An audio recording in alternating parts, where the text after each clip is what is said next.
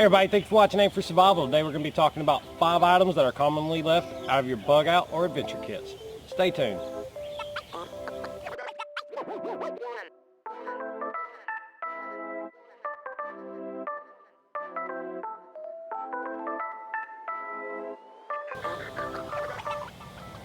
Well, guys, it's not always a bug out situation. A lot of times it's our go bag, our adventure bag. And a lot of times, guys, we overlook some of the basic necessities. I like to go back and definitely touch and rebuild on some of the basic gear we need. Here in front of me are some of the most common forgotten items that I notice in other people's kits.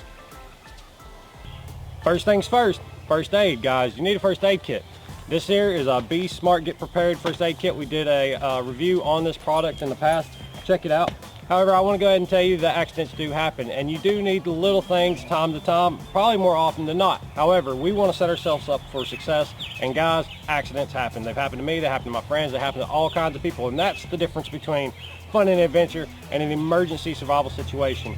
Now, in those situations, you really need to be able to stop the bleed, and the first way to stop a major bleed, an arterial bleed, whether it's in your arms or your legs, is a tourniquet. I have here your cat style tourniquet. That's a Gen 7, very good windlass style. However, it's a little bulky.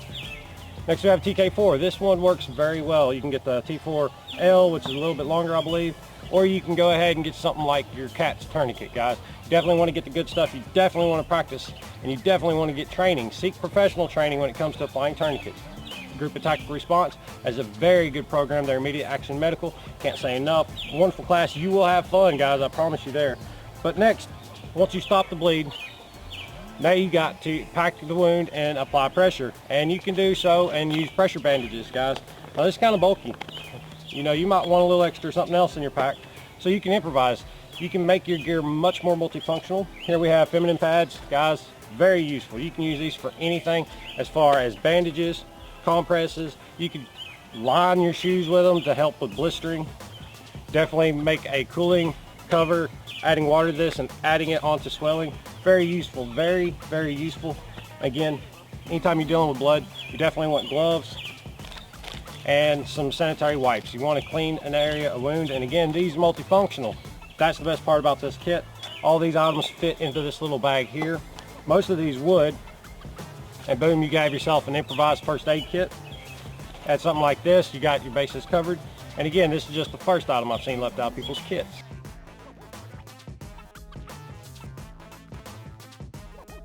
Okay, this next one, guys, is one I always hear people talk about, and when I break out people's kits and look at them, I never really see it. Probably 1 in 10 carry it. But you need a map, specifically a road map or a topographical map. But you definitely want the names of the roads on here, especially your major routes and back roads.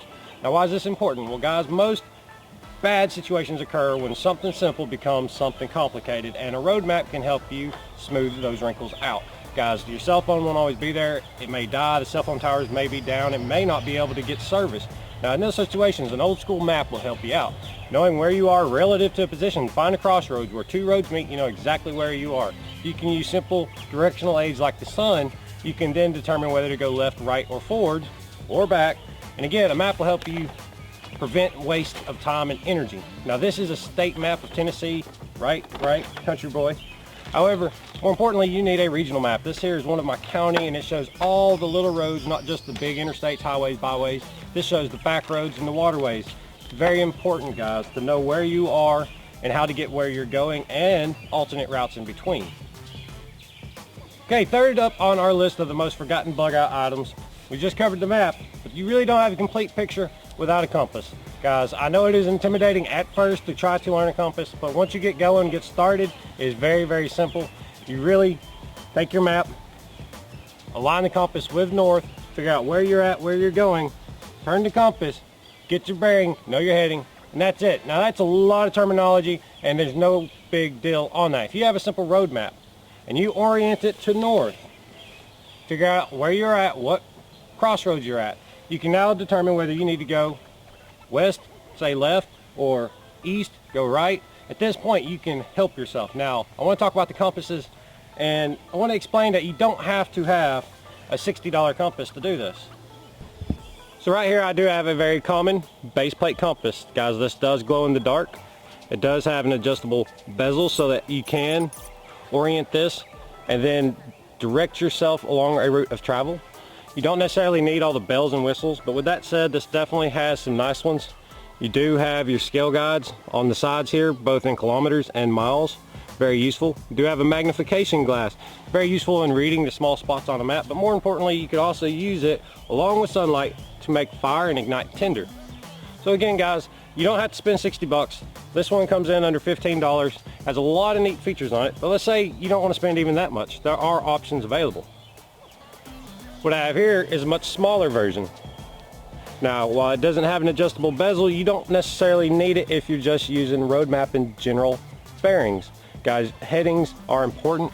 Knowing whether you need to be heading north, south, east, west, it's very important. This one does have some neat little features. We do have a small whistle on here for signaling. And we do have a thermometer, which again, you can have multi-use item. Very important. Okay, so now you got your compass, you got your map, you're good to go. Now you need just one other item to make sure everything's working properly. And you could use something simple like a button compass to do it. Guys, I could double check to make sure both of these are pointing north, and they are. If I have any doubts that this compass is not working, a bubble compass comes in handy. Now let me go ahead and talk about how I apply a bubble compass. I keep them on my wrist in the field. Here we are.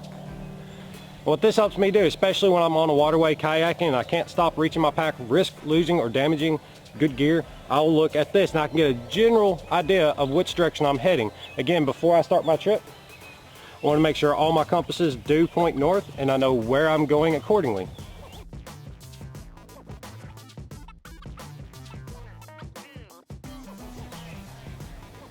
Okay, so we've covered first aid, we've talked about maps and compasses to help you navigate along your routes of travel, guys.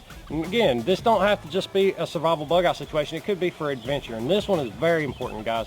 You can only go 3 minutes without air, 3 days without water. Now we're talking water. We're going to back it up before we talk about these pieces. We're going to go ahead and say that yes, your steel container, your stainless steel, food grade safe, or possibly titanium containers can be boiled in, and you should never underestimate that. However, a lot of times you don't have time to stop and boil. I really don't.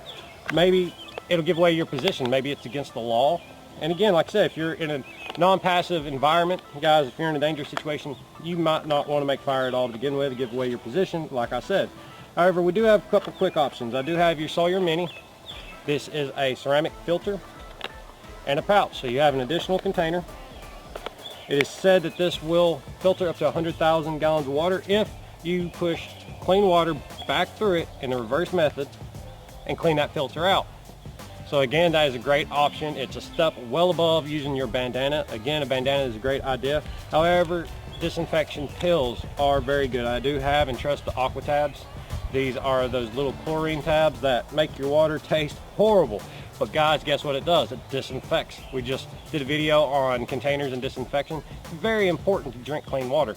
If you don't, guys, you can get sick. You can start vomiting. Things can go out the other direction, and again, making you even more dehydrated than you began. Again, consider where water falls in your priority levels. It is up there.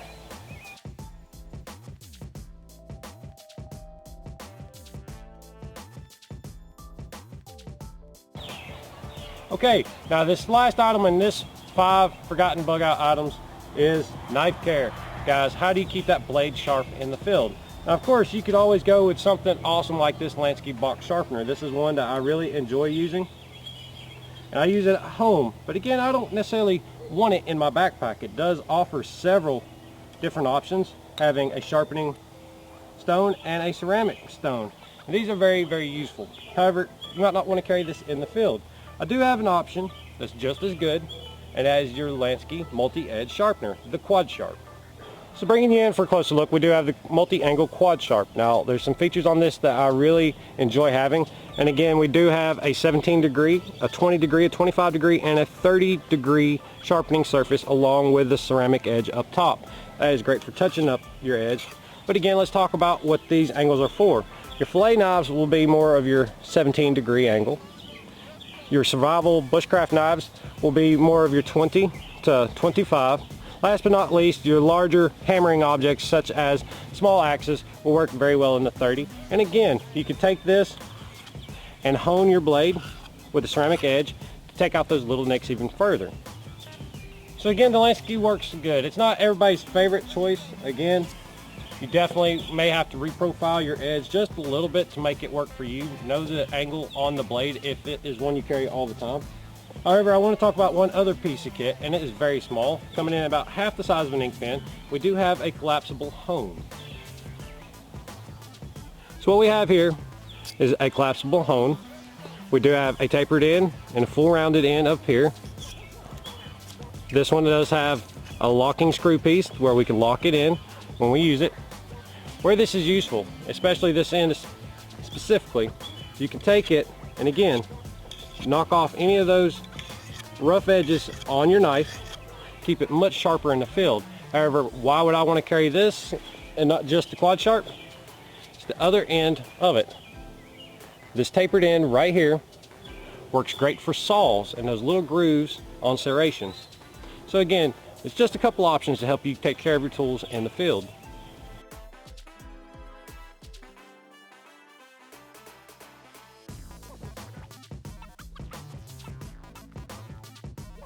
Well, here you go, guys. There are 5 of the most forgotten items in everybody's bug out or adventure kits. Again, having the right gear at the right time can prevent a small situation from becoming a full-blown emergency. Now, first aid comes first in all kits. First aid comes first. Easy to remember. And guys, you're going to need a tourniquet just in case you have large arterial bleeds. There's many styles, depends on what you want, where you practice. Again, seek professional training with tourniquets. Huge shout out once more for Tactical Responses Immediate Action Medical. Great company, great group of guys. After your tourniquet, you're going to need a pressure bandage, an absorbent pressure bandage. Again, there are other options and you can improvise, practice, practice, practice. Next, have a map, guys. Your cell phone may die eventually, service may not be available, or signal, again, may be interrupted for whatever reason. You need to know where you're at and possibly where you're going. With that said, make sure you know the difference between just road map and topographical maps. I do prefer topographical maps, but if all you can find is a regional map with the local back roads on it, that will do you more good than anything. After that, you need a compass, guys. I do recommend a base plate compass, one with a magnifying glass, one with increments on the side so that you can take the map and use it to scale. Again, your larger road maps will not be useful. You do not walk fast enough, far enough to use those. Those regional maps do come in handy, but you don't need an expensive $60 compass. This here is like a $5 basic compass for basic directions and headings. Again, knowing where you're standing on that map, what direction you are facing, helps you determine and prevent wasted time and effort. Be able to double check that compass. Next, more important probably than maps is water. When you get to water, can you utilize it? Can you use it? Can you filter it and disinfect? Well, here are a couple options, guys. Now, boiling is always the best, but in a pinch, you might not be able to boil. Right here are your water purification tabs. Again, you can add these to water, let it sit for 30 minutes, and it will kill any viruses in that water that will harm you. However, next, we have a filtering system. This will help take out all the other stuff. And I generally keep these together in a waterproof bag. Again, this is a 16-ounce bladder with a pump. That way you can reuse the ceramic filter up to 100,000 gallons. That is a lot of water, guys. Last but not least, a way to maintain your tools in the field. Again, you don't need a bunch of clutter. You don't need a big sharpening system like this. You can carry quad sharp or any of the Lansky sharpeners. Some do have a diamond hone. With that said, maybe you want a more specific diamond hone. This one is a collapsible with a tapered edge. Very useful with knives and serrations. Possibly you're relying on that saw and it's getting dull. I appreciate all you do for the channel. I appreciate you watching this video. Stay tuned for other items that may up your game in a survival situation. But if you haven't already, smash that like button, comment down below, subscribe, and as always, when you watch Aim for Survival, don't miss.